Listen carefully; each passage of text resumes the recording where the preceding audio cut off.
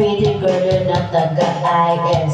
Meron siyang mga kasama for to make it sure. Sila ang aking napunala at sila ay demure. Kaya't ang sabi niya, hey Andrew, I would like to meet my friends. And believe me, that sila ay may Mercedes Benz. This is Anna, this is Karen, this is Tanya, this is Jen. Lahat sila'y nakatira sa San Lorenzo Ville. Among the four, kaya ako napatingin. At pagkatapos nun si Anna ay biglang lumapit sa akin. Tanong niya ako, hey Andrew, can I have your number 2? Sumagot ako, in 6722. Then kami nag-party with the breakdown, the tone. Mawid ako ng bahay, din nagtulog ako maghabin. You know, gising ako, talagang na-shock. Kasi naging ko kanang so o'clock. So I got my wireless telephone. Sabi ko, hello. Sumagot siya, hey Andrew, can I ask you, can you go? Ang sabi ko, Anna, where? Ay sabi niya, come over here.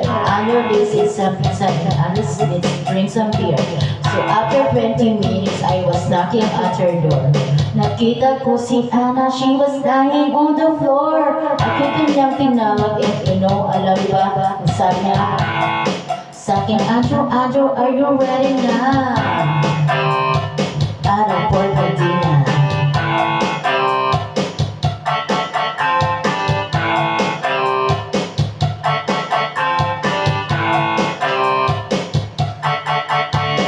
Katapos nun, alam niyo ba, we went to the garage. And sabi niya sa akin, Andrew, give me a massage. Inilot ko ang front niya, pati ang kanyang back. Then Anna squeezed me and tight and then she gave me a smoke. But ako'y biglang tinulak sa ako'y napaupo.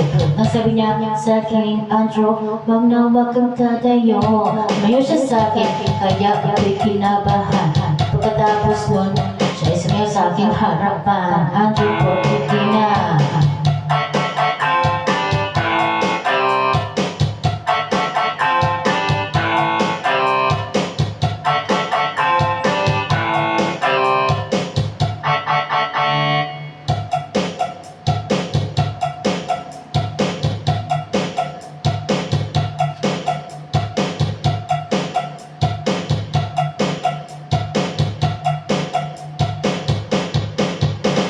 Kaya't yuyaman siya sa akin at ako'y hinalikan. Nang higigil siya sa akin, ayaw niya akong tigil. Sabi niya, Andrew, I wanna make love with you. Can you do a small favor? Can I always be with you?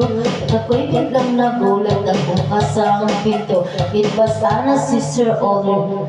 So kaya napahinto. There was so nothing they could do with just a thing in that. Sabi niya